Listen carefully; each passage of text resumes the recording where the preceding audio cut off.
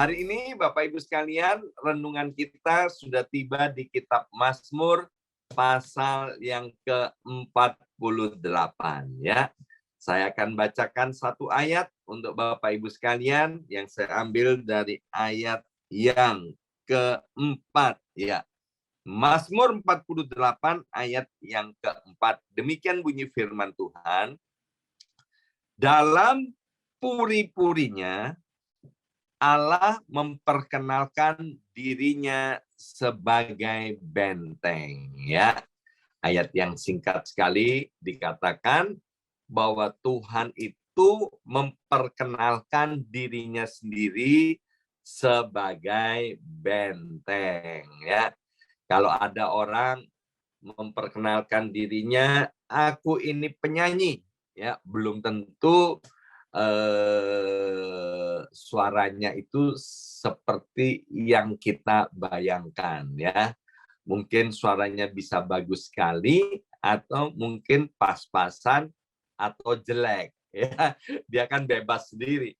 Bebas saja dia memperkenalkan dirinya aku penyanyi. Tapi kalau Tuhan yang memperkenalkan dirinya, kita tahu bahwa Tuhan itu adalah Allah sendiri ya. Kalau dia memperkenalkan dirinya sebagai benteng, artinya dia benar-benar tempat yang paling aman untuk perlindungan. Ya, kita tahu benteng itu dibangun pada zaman kuno, Bapak Ibu sekalian, untuk tempat berlindung menghadapi musuh-musuh. Hari ini di zaman modern salah satu tempat perlindungan bukan lagi benteng tapi bunker-bunker. Ya, dibikin tempat di bawah tanah, kemudian dikamuflase, ditutupin sedemikian rupa sehingga orang tidak tahu bahwa tanah yang sedang kita injak ternyata di bawahnya ada tempat perlindungan ya. Tetapi Bapak Ibu sekalian, sebagaimana kita tahu bahwa di atas muka bumi ini, di bawah kolong langit ini tidak ada tempat yang aman dan tidak ada tempat perlindungan yang benar-benar kuat. Ya, saya pernah mendengar dan membaca serta menonton atau melihat di televisi bagaimana ketika Amerika Serikat pernah akan menggulingkan presiden dari satu negara, dia kirimkan berbagai macam peralatan yang canggih untuk membongkar bunker, untuk membongkar tempat perlindungan ya, dan ternyata berhasil ya. Tetapi kalau Tuhan yang jadi tempat perlindungan Bapak Ibu sekalian, maka tidak ada satupun yang bisa membongkar atau mengalahkan perlindungan daripada Tuhan. Saya membaca sebuah data tentang Amerika Serikat sendiri. Ya, kita tahu hari-hari ini yang namanya penembakan itu kok tiba-tiba semakin banyak ya. Ternyata sesungguhnya bukan tiba-tiba semakin banyak. Data itu mengatakan begini, bahwa kita ini ya di bulan Juni ini berarti kita kan sudah melewati hari-hari kurang lebih 150 sekian hari di tahun 2022. Ternyata jumlah penembakan setelah kita melewati 150 sekian hari, jumlah penembakan yang terjadi di Amerika Serikat ini yang memakan korban jiwa itu sudah terjadi sekitar 240 kali penembakan. Jadi 240 kali penembakan Bapak Ibu sekalian ya. Yang terakhir ini beberapa hari yang lalu ada penembakan juga di lapangan parkir sebuah gereja di Iowa ya. Dan masih banyak yang lain-lainnya lagi, apalagi di kota New York ini ya. Cuman sekarang mungkin wartawannya mulai agak bosan, ada yang di blow up, digedein, ada yang udah malas untuk membuat berita ya. Maka itu Bapak Ibu sekalian, ini sebetulnya kalau melihat peristiwa-peristiwa, saya selalu begini, saya tanya sama Tuhan, Tuhan ini apa maksudnya ya? Kok kami diizinkan mendengarkan hal-hal yang demikian ya. Salah satunya Tuhan itu mau memberitahukan kepada kita bahwa mari Bapak Ibu sekalian, jangan kita berlindung kepada kekuatan sendiri, jangan berlindung kepada manusia, dan juga jangan berlindung kepada uang, harta benda, dan harta kekayaan. Semuanya itu bukan perlindungan yang kuat dan kokoh. Ya, jadi perlindungan yang kuat dan kokoh itu hanya ada di dalam Tuhan sendiri, yang mana kita kenal dengan nama Kristus Yesus Tuhan. Maka itu melalui renungan hari ini, yang pertama, kalau kita hari ini kita menganggap tempat yang paling aman itu adalah uang yang banyak, tempat yang paling aman itu adalah rumah yang kokoh, mari kita sama-sama rame-rame bertobat dan kita kembali kepada Tuhan, dan biarlah hanya Tuhan satu-satunya tempat perlindungan kita. Kalau kita ingat dengan apa yang kita deklarasikan dari Mazmur 91, Bapak Ibu sekalian, yang setiap pagi kita deklarasikan, bahwa kalau hati kita ini melekat kepada Tuhan, maka ada perlindungan, ada penjagaan Tuhan yang sempurna, sehingga dikatakan bahwa 1.000 boleh rebah di sisi kita, 10.000 boleh rebah di sisi kanan kita, tetapi itu sekali-kali tidak akan menimpa kita. Ingat Bapak Ibu sekalian, musuh kita bukanlah darah dan daging, tapi musuh kita adalah penghulu-penghulu di udara, roh-roh jahat, kerajaan setan dan iblis, yang memakai berbagai macam cara untuk menjatuhkan dan menghancurkan anak-anak Tuhan. Dan sekali lagi, hanya anak-anak Tuhan yang mengandalkan Tuhan, merekalah yang akan aman dari semua tipu daya dan serangan si jahat. Itu yang pertama. Bapak Ibu sekalian, yang kedua, mari kita lihat dari ayat yang ke-15, Mazmur 48. Dikatakan begini, sesungguhnya inilah Allah. Allah kitalah dia seterusnya dan untuk selama-lamanya. Perhatikan, dialah yang memimpin kita. Kalau tadi Tuhan itu yang menjadi tempat perlindungan kita, kota benteng kita, maka yang kedua, biarlah kita mau mengizinkan Tuhan untuk memimpin hidup kita. Ingat bahwa Tuhan tidak pernah mau memaksakan untuk memimpin kita, ya, tetapi Dia mau menyediakan dirinya memimpin kita kalau kita mau dipimpinnya. Tapi kalau kita nggak mau dipimpinnya, ya itu adalah pilihan daripada kita. Itu adalah keputusan kita, ya. Kadang-kadang ada orang yang melakukan sesuatu dan dia berkata dalam nama Yesus, ya kan? Misalnya, ya ada orang yang pergi ke kasino, ya kan?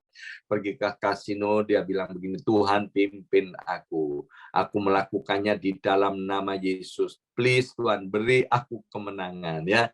Ya tentu Tuhan tidak mau memimpin kita ke kasino, Tuhan tidak akan memimpin ketika kita mau melakukan perbuatan jahat. Ingat, pimpinan Tuhan itu tidak akan pernah menyimpang dari apa yang sudah difirmankannya. Ya, itu adalah batas-batasnya. Sebetulnya gampang sekali. Kita ini sedang berjalan dalam pimpinan Tuhan atau tidak, itu melalui kita ngecek, ya, apakah ini sesuai dengan firman Tuhan atau tidak sesuai dengan firman Tuhan. Saya sering ajarkan kepada jemaat bahwa ada 3 indikator bagaimana kita tahu ini dipimpin Tuhan atau tidak. Yang pertama yaitu apakah kita damai sejahtera ketika kita melakukan sesuatu, ya. Ketika kita tidak damai sejahtera, ketika kita deg-degan, Bapak Ibu sekalian, ya, deg-degan yang kuat, kemudian gelisah, akan sesuatu yang kita kerjakan, percayalah Bapak Ibu sekalian, itu pasti bukan daripada Tuhan. Ya, saya ini dulu waktu SMA kemana-mana karena lingkungan Bapak Ibu sekalian, saya kemana-mana itu bawa pisau, ya kan?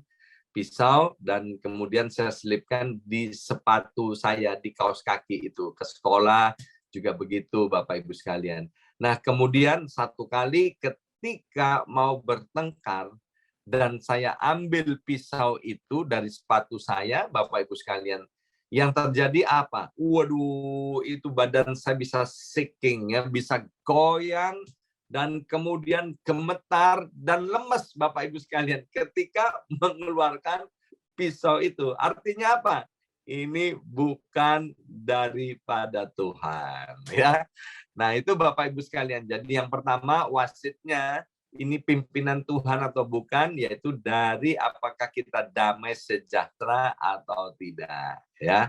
Ada orang-orang kemudian agak bingung, ya kan, kemudian ketika dia tidak senang dengan pasangan hidupnya dan kemudian berpikir untuk menceraikannya, ya, apakah damai sejahtera?